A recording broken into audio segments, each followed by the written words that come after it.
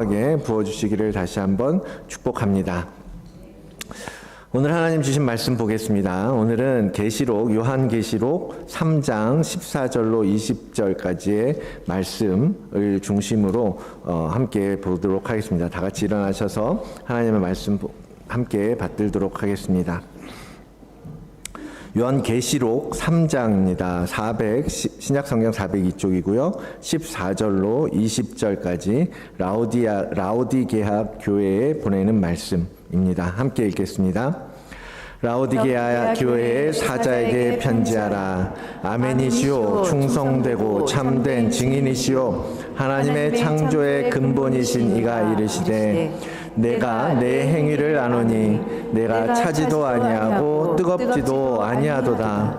내가 차든지 뜨겁든지 하기를 원하노라. 내가 이같이 미지근하여 뜨겁지도 아니하고 차지도 아니하니 내 입에서 너를 토하여 버리리라. 내가 말하기를 나는 부자라 부요하여 부족한 것이 없다 하나 내 곤고한 것과 가련한 것과 가난한 것과 눈먼 것과 벌거벗은 것을 알지 못하는도다. 내가 너를 권하노니 내게서 불로 연단한 금을 사서 부요하게 하고 흰옷을 사서 입어 벌거벗은 수치를 보이지 않게 하고 안약을 사서 눈에 발라보게 하라. 무릇 내가 사랑하는 자를 책망하여 징계하노니 그러므로 내가 열심을 내라. 회개하라. 볼지어다 내가 문 밖에 서서 두드리노니 누구든지 내 음성을 듣고 문을 열면 내가 그에게서 들어가 그와 더불어 먹고 그는 나와 더불어 먹으리라. 아멘. 하나님의 살아계신 말씀입니다. 기도하겠습니다. 하나님 아버지, 오늘도 이 거룩한 주일 우리에게 기적을 베푸사 하나님을 예배하게 하시고 하나님을 향하여 우리의 마음과 생각을 드리도록 이 시간 함께하여 주시니 감사합니다. 이 기적 가운데 하나님 우리가 마음을 들여 주님의 말씀 듣기를 원하오니 하나님 우리에게 말씀하여 주시고 하나님 우리의 모습을 들추어내시고 하나님 우리를 모든 죄악에서 건져 하나님의 그 구원의 길 위로 인도하여 주시옵소서. 말씀이 선포되어질 때 우리 마음밭에서 마음밭이 기경되어 옥토밭이 되고 부드럽게 되어 열매 맺기까지 뿌리 내리는 거룩한 진리의 말씀 되게 은혜 베풀어 주시옵소서. 감사드리며 예수 그리스도의 이름으로 기도드립니다. 아멘. 자, 우리 오늘 언제 아직 1월이니까 올해 주제 말씀을 함께 우리 선포해 보도록 하겠습니다. 올해 주제가 뭐라 그랬죠? 묵은 땅을 기경하라. 그죠? 함께 큰 소리로 함께 선포해 보겠습니다. 묵은 땅을 기경하라. 묵은 땅을 기경하라. 네, 하나님께서 올해 우리에게 주신 말씀입니다. 우리 안에 모든 굳어진 것들, 모든 딱딱해진 것들이 하나님께서 성령을 통하여 다스리시고 다루어 주셔서 깨어지고 온전히 주님 앞에 부서지는 한 해가 되기를 축복합니다.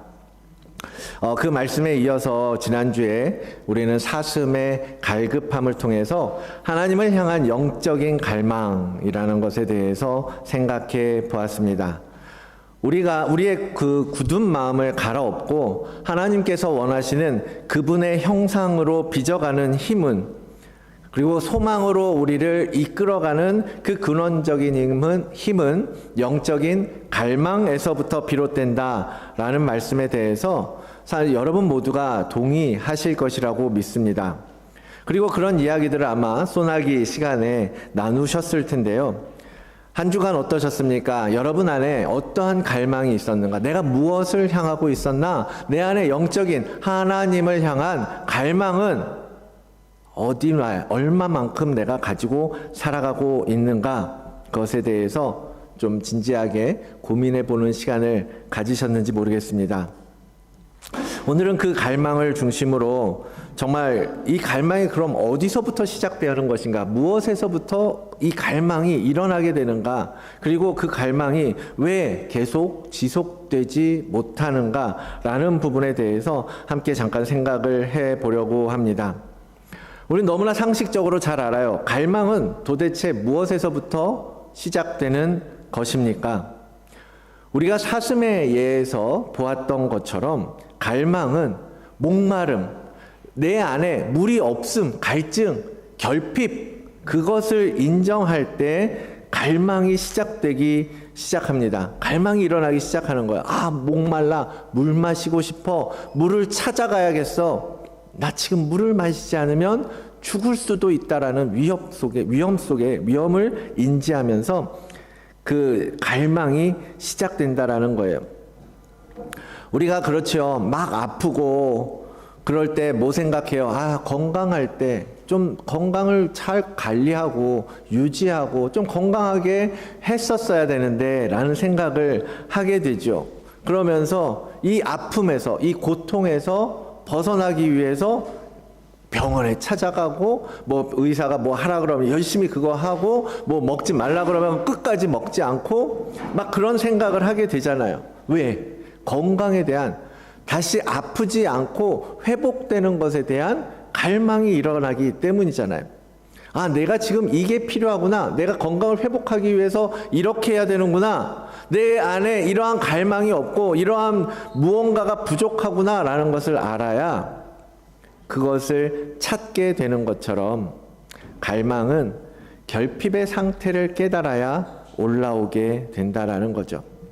그래서 이 영적인 갈망을 이야기할 때 먼저 우리가 필요한 건 뭐냐면, 아, 내가 없구나라는 것을 인정하는 것에서부터 시작돼야 된다라는 겁니다.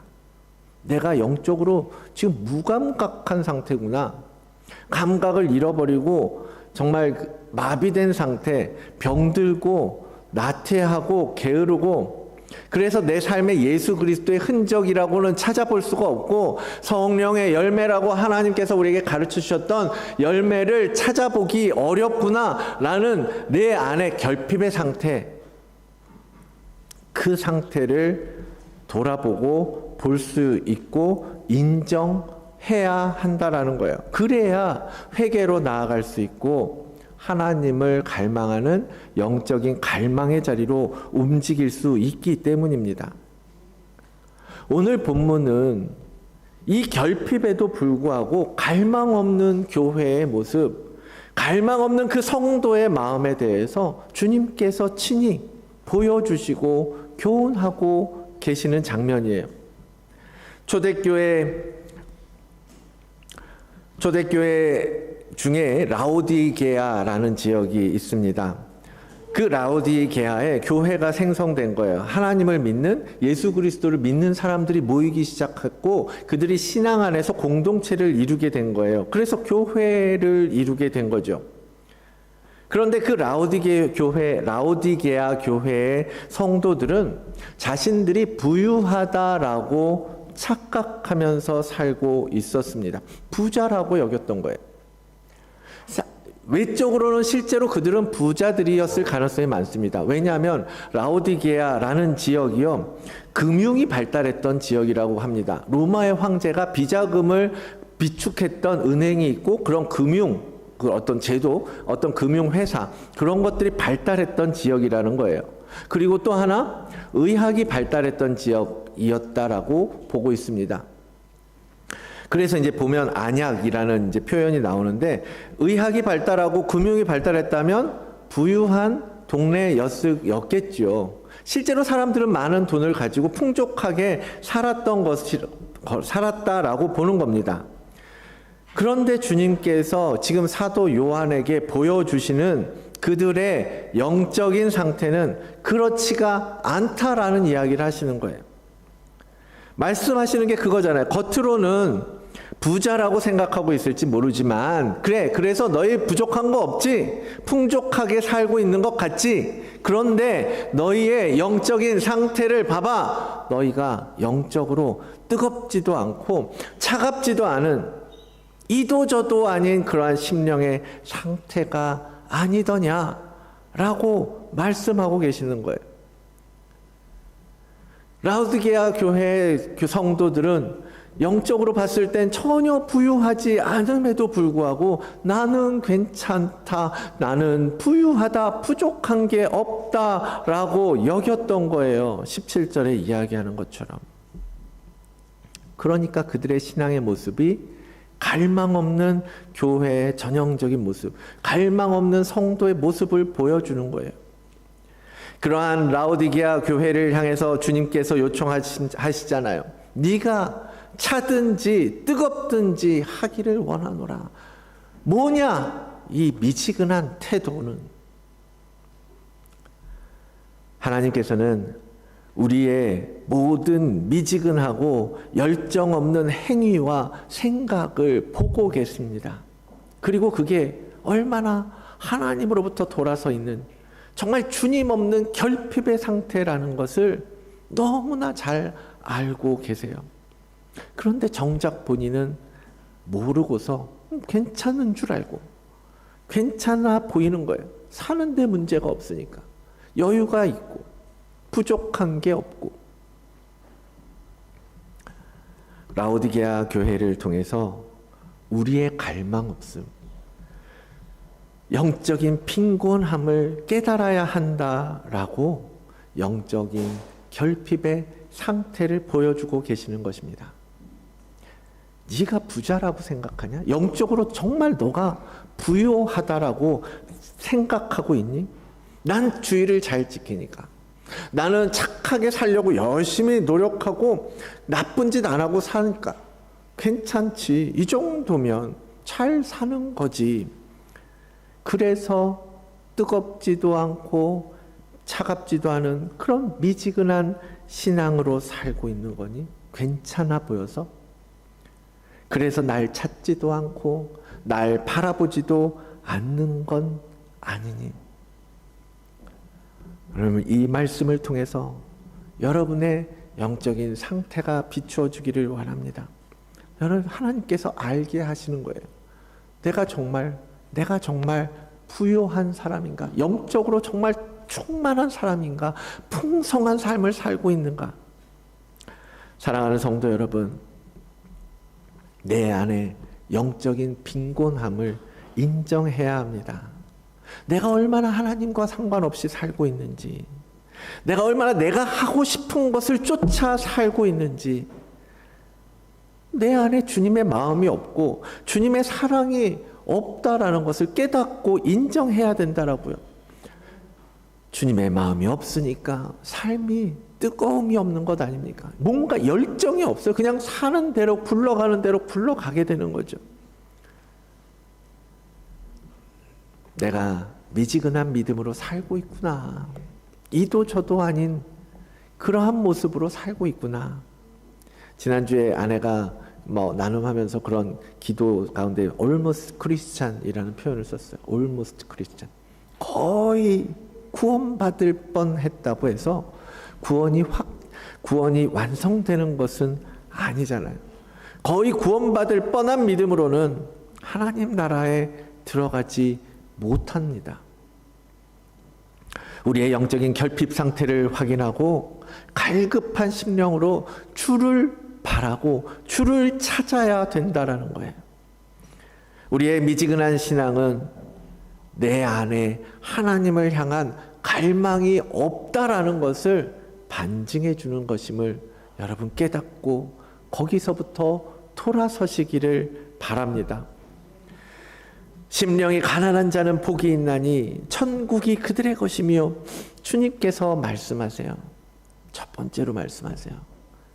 내 영혼의 가난함을, 내 영혼의 빈곤함을 아는 자가 하나님의 나라를 가질 수 있다라고 말씀하십니다. 왜요? 영적으로 가난한 사람들이요, 간절하게 찾는다라는 거예요. 간절함이 있고 갈급함이 있고 그 갈망이 있기 때문에 하나님을 향하여 나올 수 있는 기회가 훨씬 많기 때문입니다. 그래서 마음이 가난한 자는 하나님의 나라를 소유하게 될 거라고 말씀하시는 거 아니겠어요? 그렇다면 여러분, 하나님의 부재가 느껴지는 순간 하나님이 지금도 응답하지 않으신다고 그냥 멍하니 그냥 포기하고 좌절하고 있을 것이 아니라, 내가 하나님을 더 찾아야 되는구나. 내가 지금 내 안에 하나님을 향한 열망이 식어져 가는구나 라는 것을 알고 더 주님께 나아가는 은혜의 기회임을 여러분 깨달으시기를 바랍니다. 결핍을 통해서 영적인 갈망을 일으켜 주시기 때문입니다. 어린 아기가 엄마 아빠랑 같이 있다가 어른들이랑 같이 있을 때 잘 안 울잖아요. 그런데 눈에 엄마 아빠가 보이지 않으면 어떻게 돼요? 딱 찾기 시작해요. 두려워하기 시작해요. 긴장하죠. 그러다가 얼굴이 굳으면서 울기 시작합니다. 왜요? 엄마 아빠가 보이지 않으니까. 결핍을 알게 된 거예요. 내가 지금 엄마 아빠가 내 눈에 보이지 않는다라는 것을 깨닫는 순간 찾게 되고 바라게 되고 소리 지르게 되고 부르짖게 되는 거예요. 울게 되는 거예요. 그런 것처럼 내가 하나님의 음성을 듣지 못합니다. 내가 하나님의 마음을 깨닫지를 못합니다. 내 안에 굳어진 것 때문에 내 안에 사랑이 없음을 하나님 알 수가 없습니다. 내 마음을 알 수가 없습니다. 주님 내게 말씀해 주십시오. 주님 내게 응답해 주십시오. 예비된 앞길을 인도해 주십시오. 결핍을 알고 갈망하는 마음으로 더 기도하게 되고 더 예배를 사모하게 되고 더 하나님의 말씀에 관심을 갖게 되잖아요. 그래서 여러분 하나님의 응답이 이루어지는 것 같지 않고 하나님이 느껴지지 않는 것 같고 하나님이 나와 함께 동행하는 것 같지 않다고 느껴질 때 우리는 어떻게 돼요? 하나님이 나를 떠났어 라고 좌절할 것이 아니라 더 하나님께 집중하고 더 하나님을 바라며 믿음의 길을 걸어가는 여러분들이 되시기를 축복합니다. 그런데요, 막 갈급해하고 사모하다가도 왜 자꾸 우리 안에 그 영적인 갈망들이 사그러들고 식어지게 되는 건가? 오늘은 그 부분에 대해서 함께 생각해 보려고 하는데요. 막 그렇잖아요. 힘든 일 있으면 얼마나 열심히 부르짖어요. 하나님 들어주세요. 응답해 주세요. 막 기도하고 막 불안하고 막 그럴 때는 힘들고 어려울 때는 열심히 기도하고 부르짖다가도 어느 순간 그 열정들이 식어버리는 것을 경험하게 됩니다. 한때는 열정이 있었는데, 한때는 나도 기도의 용사였는데, 한때는 내 믿음 따라올 사람 없다고 자부하고 믿음으로 살았는데 어느 틈에 그 열정 다 어디 가버리고 영적인 갈망은 사그러져 버린 건지, 왜 이런 일들이 벌어지는 것인가? 그렇게 되는 첫 번째 이유가 뭐겠습니까? 먼저는 부족하다고 생각했던 것들이 이제는 해결됐다라고 생각하고 있기 때문인 거예요. 채워졌다. 결핍이 갈망을 부르는데 결핍된 부분이 이제 해결됐다라고 생각되는 순간 우리는 마음을 놓고 안심을 하게 되는 거예요. 그리고 결국 갈망이 식어져 버리게 되는 거죠. 이젠 필요한 게 없으니까. 그렇게 생각하는 거예요. 그러면 어떻게 되겠습니까? 점점 갈망이 식어들면 하나님을 찾는 횟수는 줄어들고 예배하는 자리로 가는 횟수는 줄어들고 기도하는 시간은 줄어들고 말씀을 찾는 시간도 줄어들고 결국 우리의 심령이 말라버리고 굳어질 수밖에 없게 되지 않겠습니까? 라오디게아 교회에서 보여주었던 그 미지근한 모습으로 되돌아가게 되는 거죠. 그래서요, 우리가 날마다 이 땅을 갈아엎는 기경의 자리, 회개의 자리가 너무너무 절실하게 필요한 거예요. 우리가 어떤 죄를 범했기 때문에 회개하는 것이 아니라 날마다 우리의 몸을 씻고 날마다 우리의 죄를 씻고 날마다 우리의 마음을 하나님 앞에 끌어가야 거기서 결핍이 확인되고 갈증을 느끼고서 하나님 앞에 더 부르짖게 되는 거거든요. 사사시대는 이러한 인간들의 탐욕과 교만을 그대로 역사로 보여주는 책 아닙니까? 그 사사기의 내용을 보면 패턴이 있어요. 패턴 어떤 패턴이냐면 사사기에서 이제 앞에 3장에 나온 사사 운니엘의 장면인데 쭉 보세요. 처음에 이스라엘 백성들이 하나님을 잊어버리고 우상을 섬기기 시작합니다. 그러면서 하나님이 진노하게 되죠. 이것들 봐라. 그러면서 이방 민족을 사용해요. 그래서 이스라엘 백성들에게 고통을 허락해 주게 됩니다. 이방신을 믿는, 이방신을 따라가는 이스라엘 백성들이 그것으로 인해서 고통받게 되는 거죠. 그러면 이스라엘이 뭐 어떻게 해요? 그제서야 하나님을 찾는 거. 하나님 너무 힘들어요. 나를 구원해 주십시오. 우리를 이 이방의 압제에서 건져 주십시오. 찾는 거예요.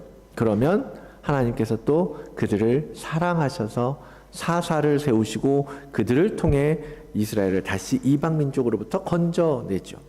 그러면 이스라엘이 평화를 되찾게 되는 겁니다. 그런데 또 뭐예요? 그렇게 평화를 유지하고 가다가 다시 또 하나님을 떠나는 이런 사이클이 계속 반복된다라는 거죠. 이거 쭉쭉쭉 이렇게 되네요. 그림을 쭉 실어줬는데 이런 반복이 계속 반복되어지는 것이 사사기의 내용입니다. 죄로 인한 결핍, 그리고 그것 때문에 구원에 대한 갈망. 그러면 하나님께서 채워주시는 거예요. 하나님이 채워주시니까 갈망이 식고 다시 죄로 돌아가는 이러한 사이클이 계속 반복된다라는 거죠. 우리 인간들이 그렇습니다.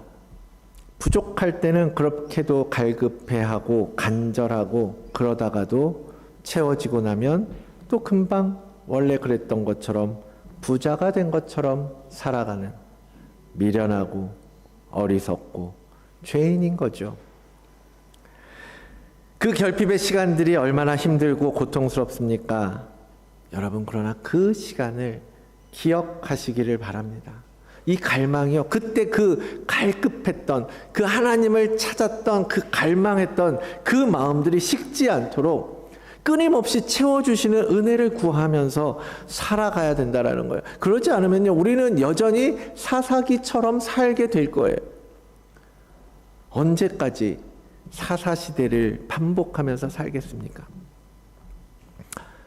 결핍이 생기지 않도록 먼저 준비하시고 우리의 삶을 단단하게 세워가야 되는 거예요.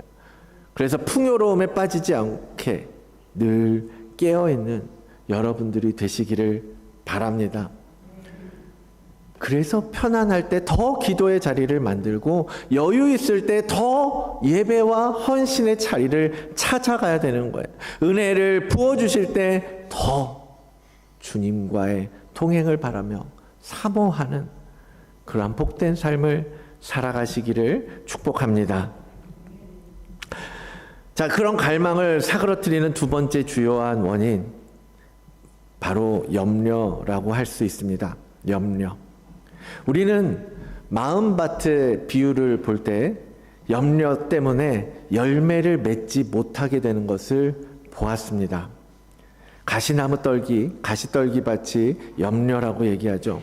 세상의 염려와 재물의 유혹에 말씀이 막혀 결실하지 못하는 자. 그 씨앗들이, 하나님의 말씀이 우리 마음밭에 뿌려지고 우리 안에 심겨지는 것 같은데 뭐 때문에? 염려 때문에 결실하지 못하고 있다라는 거예요. 염려들이 온통 내 머릿속을 채우고 있으니까 씨앗이 자라지 못하고 있는 거예요. 열매를 맺고 싶죠. 뿌리 내리고 나도 풍성한 열매 맺고 싶죠. 그런데 뭐 때문에? 염려 때문에, 걱정 때문에, 당장 나를 덮고 있는 그 현실, 힘든 상황들, 막힌 것들 때문에 잎이 자라지를 못하고 있는 거예요. 여러분, 그래서 돌파가 필요합니다. 영적인 돌파가 필요해요. 깨트리고 그 염려 깨트리고 나아가야 되는 거예요. 그런데 성도들 보면 염려나 걱정이나 근심이 늘 떠나지 않는 분들이 계세요. 돌파하셔야 됩니다. 뚫고 나가야 됩니다. 어떻게 해요? 주님께서 말씀하십니다. 너희 염려를 다 주께 맡기라. 이는 그가 너희를 돌보시기 때문이다. 여러분 함께 이 말씀 선포해 볼까요? 시작. 너희 염려를 다 주께 맡기라. 이는 그가 너희를 돌보심이라. 아멘. 모든 염려는 주께서 해결해 주시도록 주님께 맡기라는 거예요. 그러면 책임져 주신다고 약속하지 않습니까? 그 하나님을 전적으로 믿고 신뢰하라고 교훈하고 계시잖아요. 그럼 우린 뭘 해요? 그 염려를 맡기고 내려놓고 뭐 해요? 빌립보서에 보니까 아무것도 염려하지 말고 다만 모든 일에 기도와 간구로 너희 구할 것을 감사함으로 하나님 앞에 아뢰라.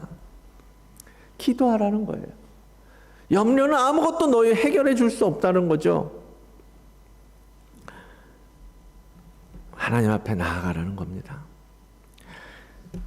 어니 젤린스키라는 심리학자가 걱정에 대해서 이야기하는 글을 아마 보신 적이 있을 거예요. 우리가 하는 걱정거리에 대해서 이제 그 사람이 이런 얘기를 한 겁니다. 그림을 보세요. 우리가 걱정하는 게 100이라 그러면 그 중에 40은 절대 일어나지 않는 일을 걱정한다라는 거예요. 그리고 30% 정도는 이미 벌어진 일, 이미 엎질러진 물인데 그걸 가지고 걱정하고 있다는 거예요. 그리고 22%는 진짜 삶에 아무 의미 없는 그냥 뭐 보잘것없는 사소한 일이고 별것 아닌 건데 거기에 걱정에 매인다. 또 4% 정도는 어차피 우리가 걱정한다고 결과가 바뀌는 게 아니라 우리가 어떻게 할 수 없는 일인데 그걸 걱정하고 있다는 거예요. 우리 걱정 하나만 하라는 거죠. 정말 우리가 정말 걱정이 필요한 건 나머지 4%. 우리가 어떻게 대처하느냐에 따라 결과가 달라질 수 있는 건 그냥 그만큼. 그거는 걱정하고 고민해서 답을 내야 되는 거죠. 그러니까 나머지 96%는 사실 하나마나한 걱정을 하고 있더라라고 그분이 이제 그 책에서 글을 쓰신 거예요. 여러분이 가지고 있는 걱정거리들 한번 정리해 보십시오. 진짜 이게 우리가 핸들링 할 수 있고 정말 우리가 결과를 바꿀 수 있는 걱정이 얼만큼 있으십니까? 그러므로 우린 뭐예요? 주님이 말씀하신 대로 내일 일을 위해서 염려하지 말라고 하시잖아요. 왜 사서 염려를 우리가 어떻게 할 수도 없는 96%의 염려 때문에 왜 결실을 맺지 못하는 삶을 살아가고 계시냐는 겁니다. 그럼에도 불구하고 우리는 너무나 연약해서 이 염려를 주께 맡긴다고 선포하고 기도하고 하나님을 믿는다고 해도 또 연약해지는 건 사실이에요. 그렇죠? 염려가 완전히 떠나지 않는 연약한 자들이라는 거죠. 여러분, 때로는 우리 속에 있는 이 염려들을 향해서요, 선포하고 소리내어 떨쳐내야 하는 겁니다. 그것 때문에 정작 우리가 바라보고 힘있게 나가야 할 하나님을 보지 못하고 있다면, 그래서 우리 삶 속에 영적인 열매가 하나도 맺혀지지 않고 아무것도 그리스도인의 향기도 나지 못하고 살아간다면 이 염려의 문제도 담대하게 깨트려야 되는 거예요. 믿음으로 여러분 선포하십시오. 하나님, 내 안에 두려움들, 염려와 걱정들, 하나님, 이것 때문에 내가 하나님을 볼 수가 없습니다. 이거 깨트려 주십시오. 이 모든 염려를 주께 맡기겠습니다. 주님, 약속하신 대로 내일 일을 걱정하지 말라고 하셨으니까 이제는 나를 돌봐주십시오.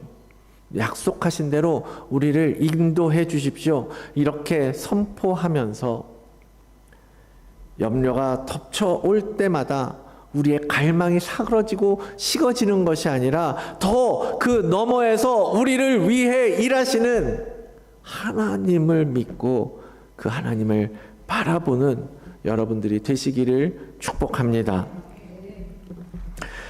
또 하나의 갈망을 빼앗아가는 원인을 짚어보겠습니다. 세 번째는 감정을 사용한다라는 거예요. 감정에 너무 몰입한다라는 겁니다. 사단은요, 우리의 감정을 사용해서요, 우리 안에 있는 하나님을 향한 갈망을 무너뜨린다라는 사실이에요. 너무나 교묘하게 우리가 막 열심을 내려고 할 때, 우리가 더 집중하려고 할 때 사단은 우리의 감정을 막 부릴 듯 만듭니다. 그래서 하나님을 바라보기 위해서 고개를 들었는데 다시 그 시선을 끌어서 땅을 보게 만드는 거예요. 이 감정적인 문제 때문에. 그래서 그 감정에 몰입하게 하는 거예요. 왜? 그 감정이 우리의 혼의 영역이잖아요. 우리의 혼의 영역, 타락한 혼의 영역이기 때문에 사단이 막 쥐고 흔들려는 거예요. 그래서 그 영역을 공격하면 우리 혼이 쉽게 반응하게 되어 있기 때문에 막 거기를 집중적으로 이렇게 쑤시는 거예요. 그래서 하나님께서 잠언을 통해서 우리에게 뭐라고 말씀하세요? 모든 지킬 만한 것 중에 뭘 지켜요? 마음을 지키라는 겁니다. 마음을 지키라는 거예요. 여기서 말하는 마음은요, 우리의 혼의 영역을 얘기해요. 우리의 혼의 생각과 우리의 혼의 마음과 감정들을 지키라는 거예요. 이 마음이 흔들려 버리면 영적인 갈망도 무너져 버리기 때문입니다. 주일이나 이렇게 교회 사역이 있는 날 한 번씩 그런 경험을 할 때가 있어요. 아내하고 아침에 이제 주일 준비하고 하다 보면 가끔 서로 이렇게 티격태격 할 때가 있겠죠.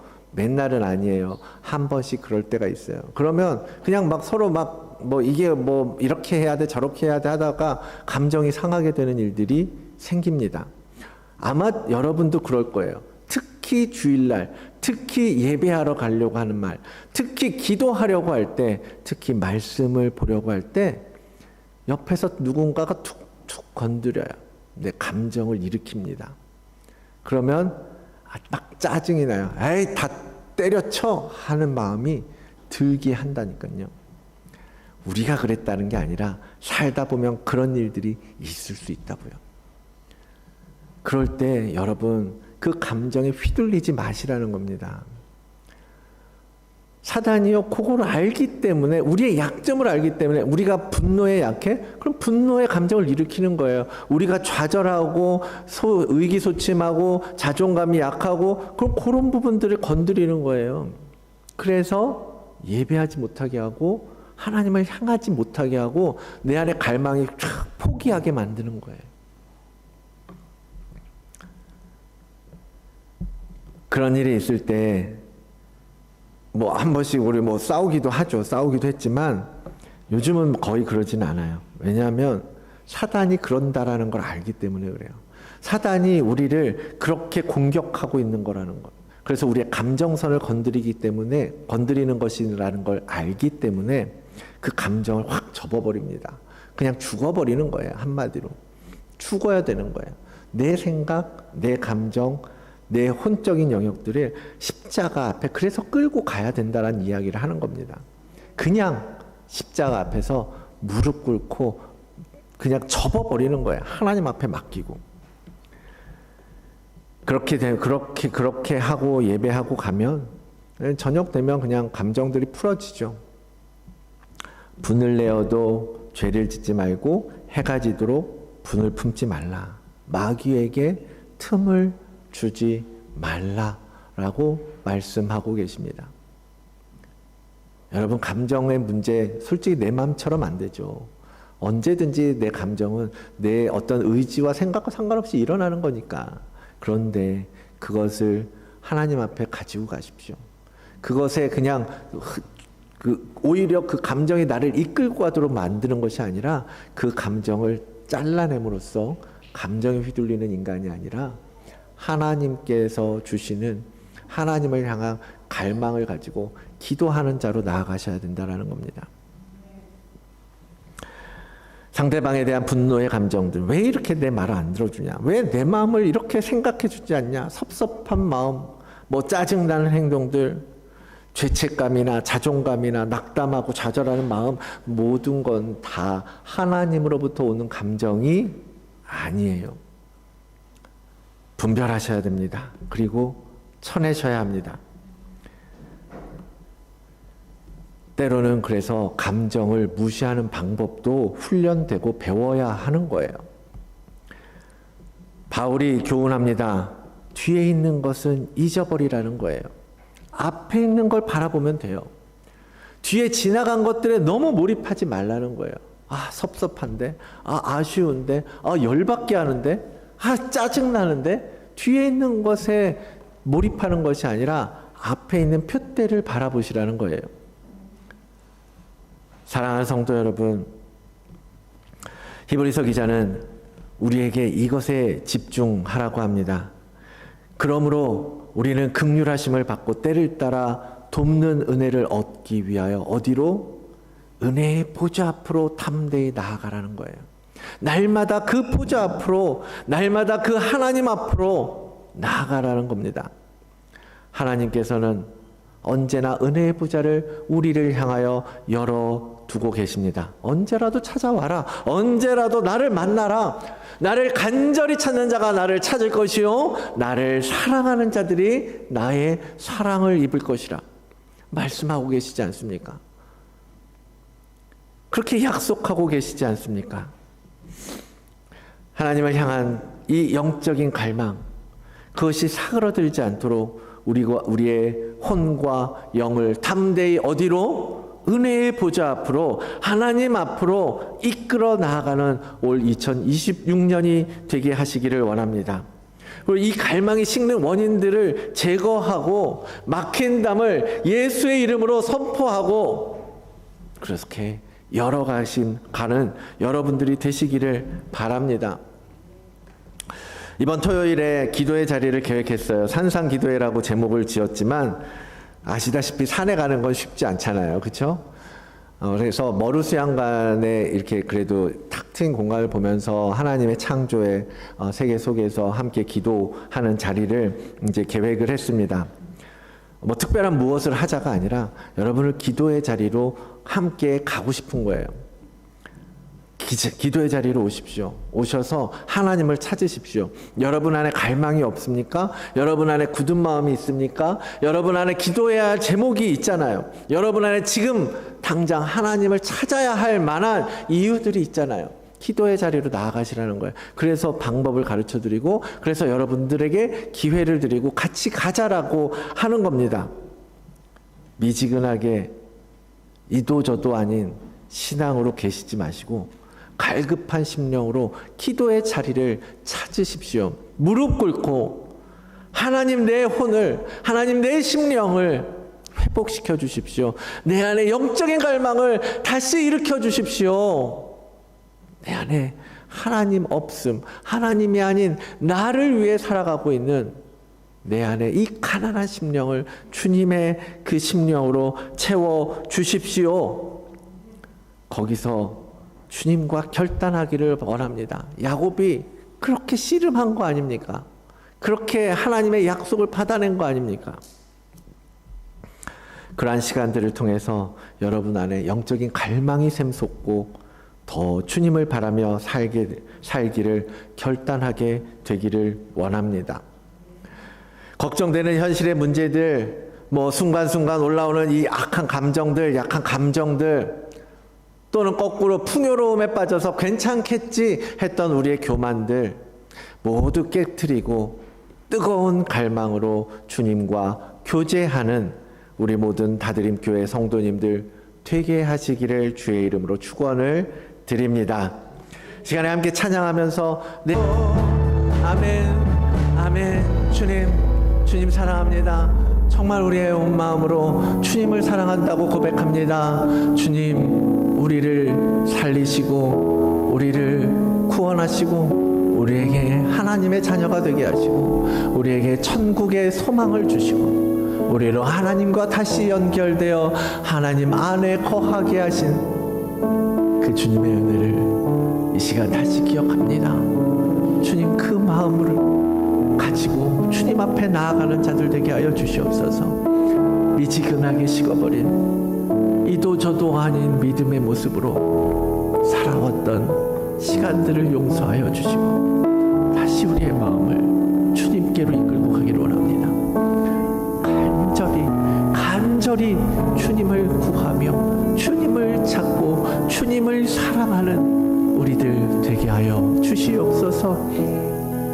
그리하여 주께서 우리에게 맡기신 사명, 이 땅에 끄망 땅 끝까지 복음의 증인이 되라고 하는 주님의 말씀과 명령을 지켜 살아가기로 결단하는 우리 모든 성도 되게 하여 주시옵소서. 이렇게 일하실 주님을 찬양합니다. 영원히 주님만 찬양합니다. 할렐루야. 찬양 받으시고 영광 받아 주시옵소서. 감사드리오며 살아계신 예수 그리스도의 이름으로 기도드립니다. 아멘. 함께 일어나서 찬양하겠습니다. 450